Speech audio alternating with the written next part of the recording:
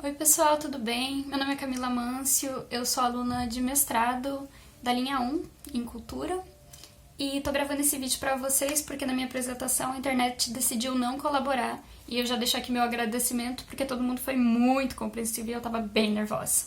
Então eu dividi minha apresentação em duas partes, a primeira para falar sobre o texto do Eric Rosa e a segunda para falar do artigo da professora Miriam e dentro disso trouxe algumas correlações e projetos que eu achei interessante abordar, tá bom?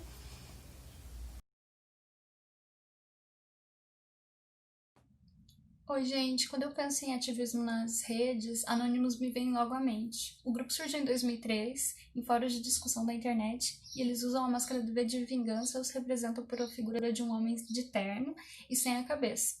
A mensagem principal do grupo é que qualquer pessoa pode ser uma ativista, basta querer. Eles têm umas características bem legais da gente comentar, por exemplo. Eles não têm uma liderança única e são conhecidos por expor casos de corrupção de governos e figuras públicas no mundo inteiro, porque eles se espalharam. Não sei se vocês acompanharam, mas eles voltaram recentemente, no fim de maio, após a morte de George Floyd.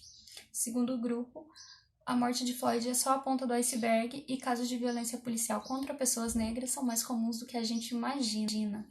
E isso, não só isso, mas como o contexto todo, levou milhares de pessoas a discutir racismo estrutural, tanto nas redes sociais quanto em protestos de rua. Então eu vou passar para vocês um trecho do retorno do Anonymous.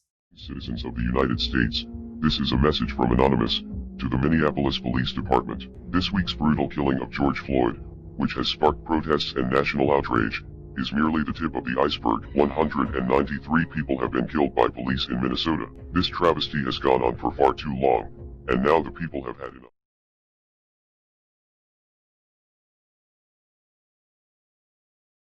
Outro caso que eu acho bacana a gente abordar são os indignados. O movimento surgiu na Espanha em 2011 em consequência da crise econômica mundial de 2008. E o fato de toda a riqueza mundial estar concentrada nas mãos de 1% da população levou milhares de pessoas às ruas para pedir melhores condições de vida. Esses movimentos se espalharam pela Europa, e nos Estados Unidos um movimento semelhante foi o Occupy Wall Street, que tinha os mesmos objetivos. No Brasil a gente pode ver um exemplo parecido que são as jornadas de junho de 2013, em que novos sujeitos ganharam voz e ocuparam as ruas. E o que é interessante nesses movimentos? É que eles permitem que as informações sobre manifestações e até mesmo agressões sejam feitas em tempo real, pelo Twitter ou pelo Facebook.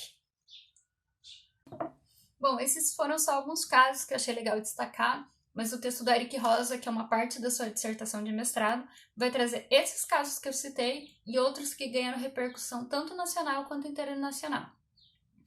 O interessante do trabalho do Rosa é pensar o que esses casos têm em comum. E a primeira coisa que ele cita é que eles surgem no cyberespaço como uma forma de difusão da informação, geram participação dos internautas e apresentam uma dupla espacialidade, tanto digital quanto geográfica. A segunda é o anonimato.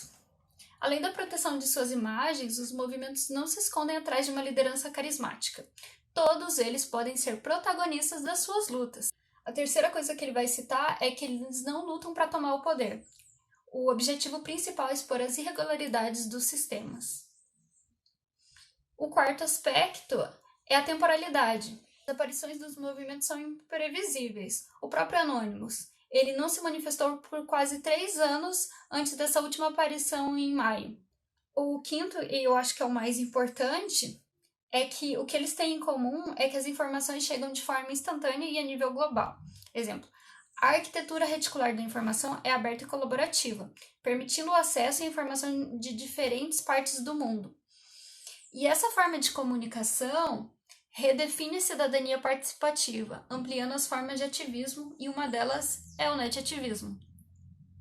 Eu acho que, inclusive, que os indignados e as manifestações de junho de 2013 se encaixam perfeitamente no netativismo, e eu peguei uma definição do Di Felice, que diz que o netativismo busca analisar uma nova forma de ativismo digital em rede, e na rede, que se articula como maximização das possibilidades de autonomia, sustentabilidade, do desenvolvimento e da criatividade. É uma nova forma de identidade cidadã global, plural, que não nega a diversidade local e cujas pautas reivindicatórias avançam na direção do atendimento das necessidades comuns, tais como democracia, equidade, consumo e sustentabilidade. Oiê, eu vou falar para vocês hoje sobre a pauta feminista e mobilização social no Brasil e fazer algumas relações enquanto eu falo sobre o projeto. Bom, o texto tem como recorte o ano de 2015, que foi um ano tanto de vitórias quanto retrocessos no país, e é dividido em 5 partes. O seu objetivo é verificar como os discursos dos movimentos feministas se formaram em diferentes esferas da comunicação. Bom, já no início do texto, as autoras falam sobre os eventos que ganharam repercussão no Brasil em 2015 e motivaram a primavera feminista. A lei do feminicídio, que penaliza assassinatos de mulheres movidas por conta do seu gênero, foi aprovada. E também o projeto de lei que dificulta o atendimento de vítimas de estupro ou aborto. O que isso significa na prática? Significa que as mulheres que já estavam fragilizadas e precisariam de assistência do Estado, uma assistência humanizada, precisam se submeter a uma série de perícias para ter seu direito garantido. E isso gerou uma série de discussões no Twitter e no Facebook e levaram milhares de pessoas às ruas em diferentes lugares do país. Eu vou passar aqui um trechinho para vocês do documentário Primavera das Mulheres para a gente relembrar um pouco o acontecimento. Essa diferença entre o real e o virtual não existe. E aí a gente tem que travar essa disputa em todos os lugares. A internet, ela trouxe esse espaço para que a gente pudesse contar a nossa história. A gente vive esse contrário, que é o machismo, todos os dias. E o pior é que eu cresci sabendo que eu ia chegar naquele lugar. O feminismo é a grande luta, né? Não, agora ninguém vai dizer que eu não posso. A gente se preocupa muito, a gente tem medo. Se vocês já sofreram assédio. A gente tem medo todo constante, em qualquer lugar, de que isso pode acontecer. Esse cara não vai me parar de me bater enquanto não me matar. Hoje, o que acontece no Brasil é que há uma falta de representatividade de mulheres em cargos de poder. E apesar dos governos de Lula e Dilma criarem políticas públicas específicas para essas minorias, para aumentar a participação, a representatividade é ainda bem pequena. Quando a gente fala de feminismo, tem uma coisa que a gente tem que lembrar, é que o próprio movimento tem suas divergências. O feminismo negro, interseccional, decolonial, liberal, etc., tem suas pautas específicas. Só que tem uma coisa que eles têm em comum e que juntou muitas pessoas às ruas. É o fato que leis e políticas que afetam diretamente o universo feminino é feito por homens. E é nesse cenário de revolta e indignação que a internet surge como potencializador de lutas. A gente tem que lembrar que o movimento feminista sempre usou mídias para expor suas ideias e registrar suas memórias. Só que a internet surge como um potencializador dessas lutas, um espaço de esperança para que mulheres possam contar suas histórias e influenciar outras mulheres a ter voz. E uma das estratégias para colocar em pauta os temas considerados tabu na internet é a hashtag. Eu vou ler para vocês alguns depoimentos que eu encontrei com a hashtag Primeiro Assédio. Então, como pode ser gatilho, eu recomendo que quem quiser pule 1 minutinho desse vídeo. Com 11 anos, fui agarrada por 2 colegas mais velhos na escola. E ao reclamar, a diretora disse que eu dei motivo. Hashtag Primeiro Assédio. Mariana, outubro de 2015. Com 11 anos, eu estava com minha tia.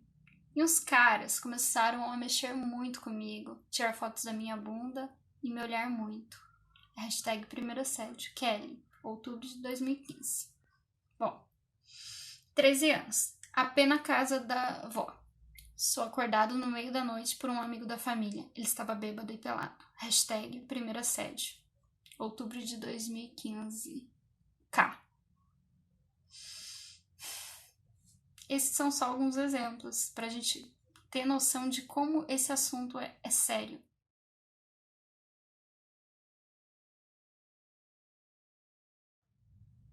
E na conclusão do artigo, as autoras vão explorar que é uma mudança cultural na nossa sociedade quando se trata de representação feminina. Porque os espaços digitais e físicos, eles devem ser pensados de forma integral. A gente não pode separar uma coisa ou outra. Eu sou bastante fã de animação e eu tenho notado como os personagens femininos têm sido construídos sem esperar aquele enredo clichê de príncipe encantado e são donas de si mesmo, com contradições e dilemas próprios. A gente pode pensar na Valente, que foge desse clichê de casaram-se e foram felizes para sempre e embarca numa relação de afeto entre mãe e filha. Ou também a gente pode lembrar de Frozen, em que a princesa Elsa tem prioridades mais importantes do que casar com um príncipe ou ter uma rival feminina que vai tentar destruí-la. Uma coisa que eu acho muito importante falar quando o assunto é ativismo em rede ou net-ativismo é que a desigualdade digital no Brasil é um problema sério. 23% dos brasileiros não têm acesso à internet. E muitas famílias que têm acesso, especialmente as classes D e E, vêm de um acesso muito precário, que vem de planos pré-pagos, que limitam muito a qualidade da informação. E outra coisa, será que só o acesso basta para gerar participação? Especialmente em um espaço de tantas notícias falsas? Bom, uma coisa muito boa é que a gente vê por aí o poder dos movimentos feministas na internet, e não só dos movimentos feministas, como o movimento negro nos últimos meses, invadindo as redes sociais, gritando por justiça, por Breonna Taylor, George Floyd, pelo menino João Pedro. Só que a gente precisa ficar em alerta para que essas discussões não fiquem restritas ao ambiente online e virem um ativismo de sofá. Eu vou deixar uma pergunta aqui que eu tinha preparado com a Cionelli, e eu também estou tentando responder, que é: como que a área de comunicação pode contribuir para os estudos de net-ativismo e ativismo em rede? Como que a gente faz isso? É isso, gente. Eu espero que vocês tenham gostado da apresentação, apesar dos pesares, e fiquem em casa.